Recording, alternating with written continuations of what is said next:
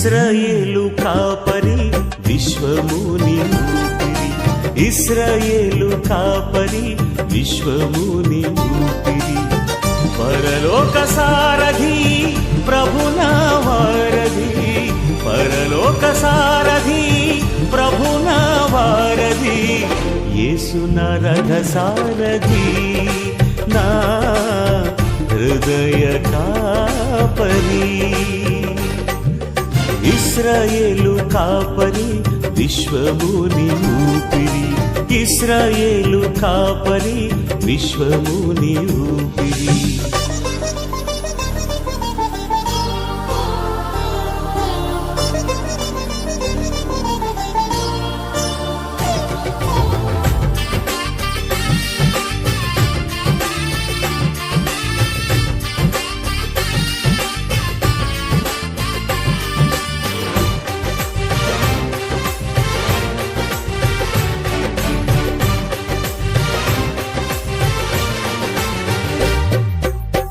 బబులోను బానిస బంధాలు తెంచి, బాధలు లేని బ్రతుకునియా.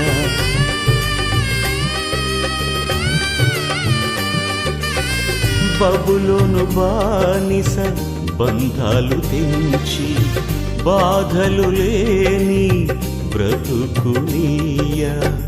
సిలువ కాటాలో శ్రమల కౌగిటిలో, సిలువ కాటాలో శ్రమల కౌగిటిలో, రక్తము కాచి రక్షణనిచ్చిన నా యేసయ్య, నీ రక్తము కాచి రక్షణనిచ్చిన నా యేసయ్య.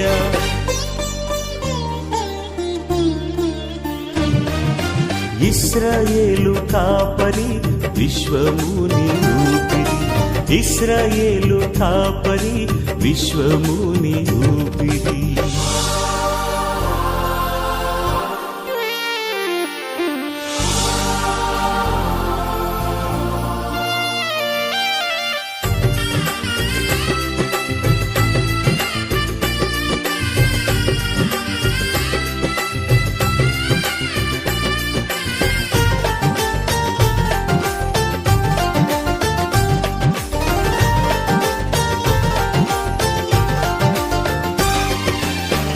ఆత్మీయ ఇశ్రాయేలీల ఆశ్రయము యేసి, అభిషేకంతో ఆధిక్య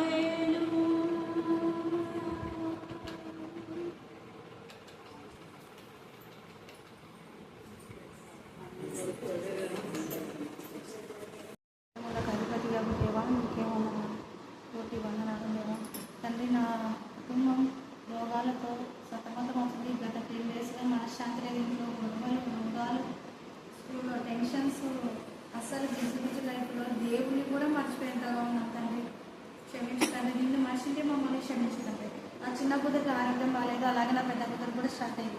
ఈ వైరల్ ఫీవర్ నుండి, వైరస్ నుంచి, జాండీస్ నుంచి నువ్వు వినిపిస్తావని నమ్ముతున్నాను తండ్రి. అందుకే నీకు స్తోత్రం తెలియజేస్తున్నాను తండ్రి. అలాగే నేను భారీ భయంకరమైన కళ నుండి విడిపించినందుకు నీకు కోటి లక్షలాది లక్షణాలు వందనాలు తండ్రి. ఈ కరుణాపీఠంకి రాక దగ్గర 4 నెలలు 3 నెలలు అవుతుంది. ఇక్కడ అడుగు పెట్టాను.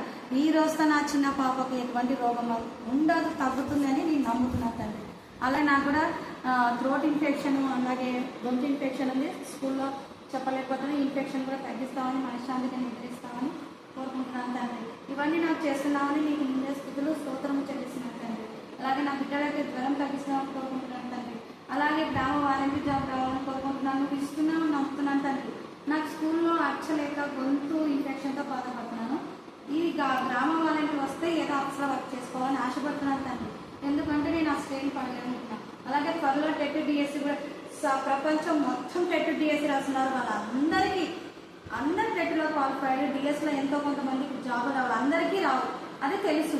కానీ కొంతమందినైనా డిఎస్సిలో జాబులు ఇప్పించి ఇంకో కొంతమందిని వేరే దాంట్లో ఇప్పిస్తామని జాబ్ లేని వాళ్ళ బాధలు నాకు తెలుసు. మేము పడుతున్నాం అలాంటి బాధలు. ఇప్పుడైనా ఈ ఇయర్తో సమాప్తం కావాలి. ప్రతి కుటుంబంలో హ్యాపీ ఉండాలి. అలాగే చిన్నపిల్లలు, అలాంటి చిన్నపిల్లలు స్కూల్లో టీచర్స్ పిల్లలకి, స్టూడెంట్స్ కూడా వైరల్ ఫీవర్స్ అవుతున్నాయి. ఆ స్కూల్లో మొత్తము తగ్గిపోవాలి. అలాగే మా స్కూల్ స్ట్రెంత్ పడిపోయింది. ఈ సంవత్సరం స్కూల్ స్ట్రెంత్ కూడా పెరగాలని మా సార్ చాలా బాధల్లో ఉన్నారు. మా వేణుగోపాల్ సార్ నా స్కూల్ కలుసుకోలేదు. బస్ తెచ్చాడు స్ట్రెంత్ పెరుగుతుందని, కానీ పెరగలేదు. కానీ మేము చెప్పే చదువు మేము న్యాయం చేసినాం. కానీ కరుణాపీఠంలో అడిగిన ప్రతిదానికి సమాధానం ఇస్తామని, మా స్కూల్ స్ట్రెంత్ పెరుగుతుందని, అలాగే నా కూతురు ఆరోగ్యం బాగుంటుందని కోరుకుంటున్నాను తండ్రి. ఆమేన్, ఆమేన్, ఆమేన్, ఆమేన్.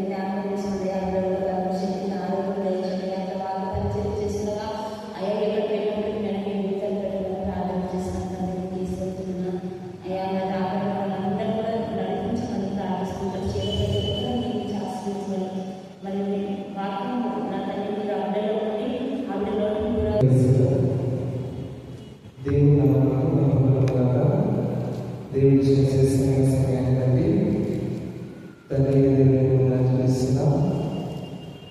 నేటి దినమై పరిశుద్ధ లేఖనాలు సామెతల గ్రంథము 28వ అధ్యాయం 1 నుంచి 5 వచనం చదువుకుందాం.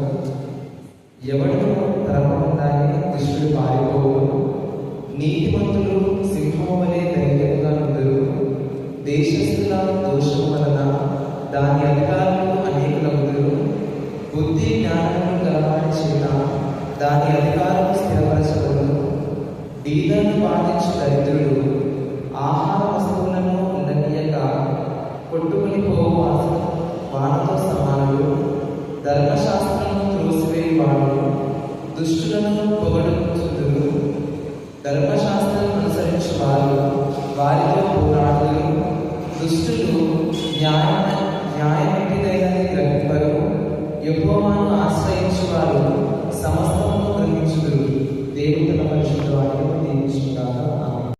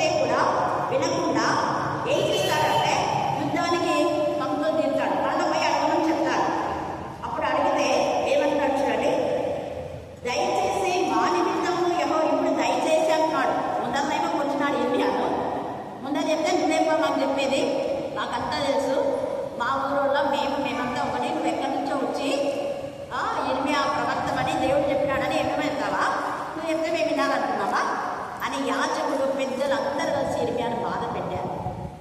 ఇప్పుడు మళ్ళీ ఏం చేస్తున్నారు, దయచేసి మరి చెప్పవా అంటున్నారు. అప్పుడు దేవుడు కూడా ఏమన్నాడు అంటే, ఇర్మియాను కొట్టినాడు కాబట్టి కొట్టిన దానికి ప్రతిగా దేవుడు మిమ్మల్ని కొట్టాడు అన్నట్టుగా ఇక్కడ చూడండి. ఎంత నిజంగా ఇది చదివేటప్పుడు ఎంత కృతజ్ఞత తండ్రిలో మనం దేవుని యొక్క ప్రేమను అర్థం చేసుకుంటాం. దేవుని ఎందుకు భయభక్తి గల బిడ్డలకు, దేవుని పైన ఆశన్న బిడ్డలకు, తల్లిదండ్రులు లేని వారికి కొంచెం హాని చేస్తే రోషం గల దేవుడు పెద్ద ఉపద్రవం వాళ్ళ మీదకి రప్పిస్తారు. ఒక్కసారి 20 కొట్టారు, 20 అధ్యాయంలో కొట్టి కొట్టలో వేశారు.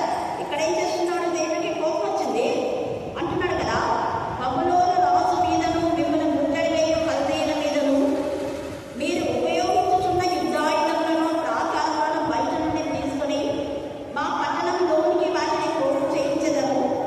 కోపమును రౌద్రమును అత్యాగ్రహము కలిగిన వాడనై దేవుడు చెప్తున్నాడు, నాకు కోపం వచ్చింది. నా ప్రియమైన కుమారుడు గర్భంలో రూపబడక మునిపే నేను ఏర్పాటు చేసుకున్నాను ఇర్మియాను. ఇర్మియా నేను చెప్పమంటే చెప్పాడు. నేను చెప్పమంటే ఇర్మియా చెప్పినందుకు మీరు ఇర్మియాను కొడతారా, ఇర్మియాను బాధ పెడతారా? మీరంతా కలిసి ఇర్మియాకు తల్లిదండ్రులు లేరని, అన్నదమ్ములు అక్క చెల్లెలు ఎవరు లేరు, ఒంటరి వాడునని మీ ఇష్టానుసారంగా చెడుగుడు ఆడుకోవాలని చూస్తారా? ఎప్పుడు మిమ్మల్ని నేను ఆడేస్తాను. చూడండి ఎంత చక్కగా దేవుడు అంటాడు, దేవుడికి కోపం వచ్చింది, రౌద్రమును అత్యాగ్రహత కలిగిన వాడనై బాహు బలంతోనూ చాచిన చేతితోనూ నేనే మీద యుద్ధం చేయచెదను. గట్టిగా చెప్పండి, హల్లెలూయా, హల్లెలూయా, హల్లెలూయా. దేవుడు పంపిన సేవకులు, మనుషులు పంపిన వాళ్ళ గురించి నేను మాట్లాడడం లేదు. దేవుడు ఎవరినైనా ప్రత్యేకించి ప్రతిష్ఠించి ఏర్పరిచి పంపితే వాళ్ళ పైన మనం ఏమైనా అన్నాము అంటే ఇంకా వాడినా దేవుడు కొట్టుకోడు. ఎంత కోపం వచ్చి నేనే మీద యుద్ధం చేస్తాను, మీరేంటి నెప్పందించ రాజు పైకి పోయేది, ఆయన కాదు చేసేది, నేను చేస్తాను మీద యుద్ధం. దాని అర్థం ఏంటంటే మీ శక్తులను మీ పైకి నేను రేపుతున్నాను. మీ కుటుంబంలో నెమ్మది ఉండదు, మీ కుటుంబంలో శాంతి ఉండదు, మీ కుటుంబంలో అన్ని గొడవలు ఎందుకు? దేవుడు పంపినటువంటి వ్యక్తుల పైన మీరు దోషారోపణ చేస్తున్నారు, చేయని వాటి వాళ్ళ పైకి పంపిస్తున్నారు. మీరు దేవుడు పంపిన ప్రజలు మీరు అర్థం చేసుకోవడం లేదు. మీరు దేవుడి ద్వారా పంపబడ్డ వారు కదా అని భయపడకుండా విర్రవేగి గర్వంతో అహంకారంతో మీరు చేసిన పనికి దేవునికి కోపం వచ్చింది, రౌద్రం వచ్చింది. నేనే మీద యుద్ధం చేస్తా, రక్తం మీద రాస్తారు, ఆయన పక్క పెట్టేసేది. ఎంత బాధాకరమైన విషయం. ఈ రాత్రి కాల సమయంలో దేవుడు మనతో యుద్ధం చేస్తే మనం తాళగలమా? దేవుడే మనకు విరోధైతే మనం తాళగలమా? దేవుడే మనకు శత్రువు అయితే మనం తాళగలమా? దేవుడికి మనం శత్రువు అయిపోతున్నామే మన క్రియలు బట్టి, మన యొక్క నీచమైన పనులను బట్టి. కాబట్టి మనం ఏం చేయాలి ఇప్పుడు అంటే, సామెతలు 28లో చెప్పబడ్డ రీతిగా ఎవరు తరమకుండానే దుష్టుడు ఏమైపోతాడు, పారిపోతాడు. అంటే ఇవ్వండి, హల్లెలూయా, హల్లెలూయా,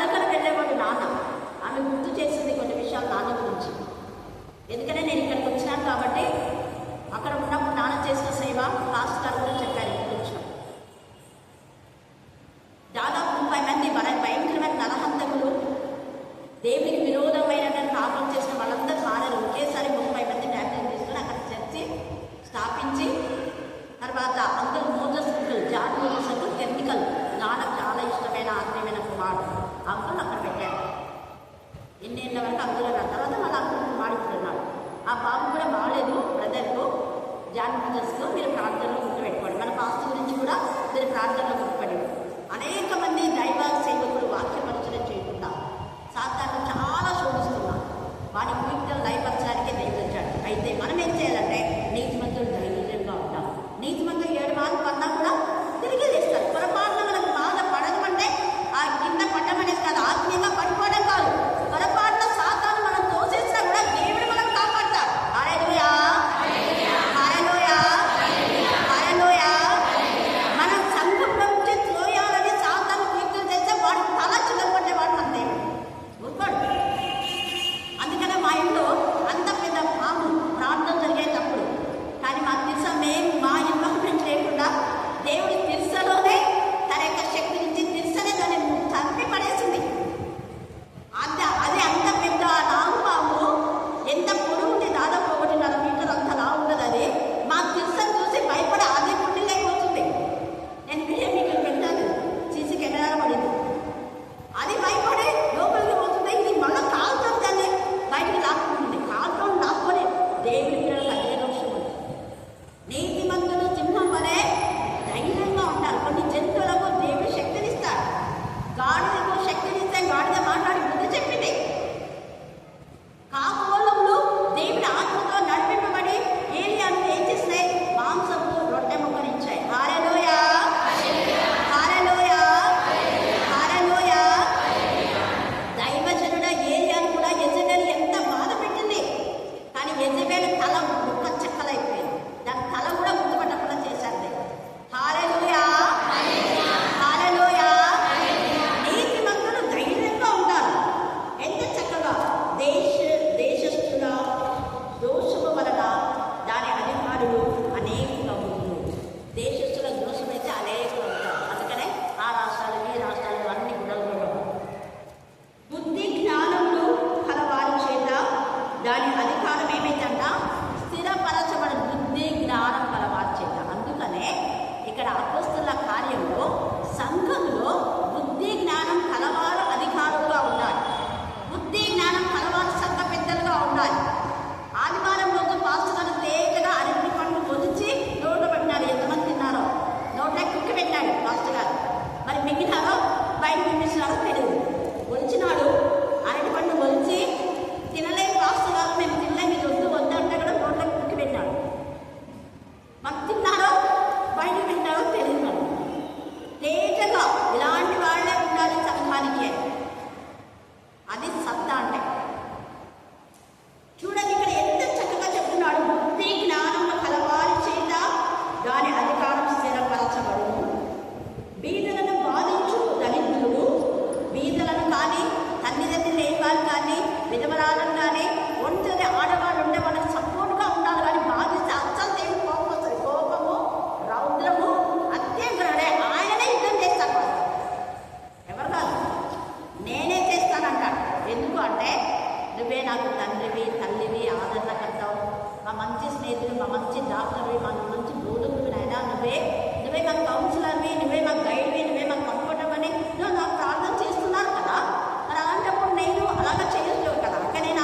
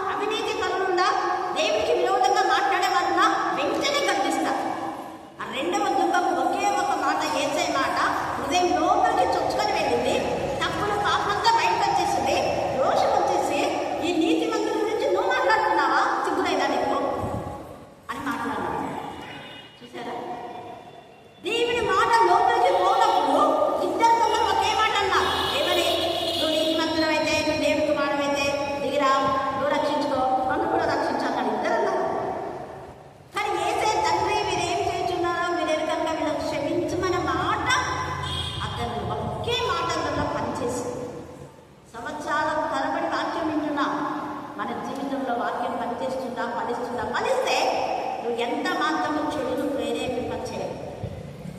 చెడును అసహించుకుంటావు.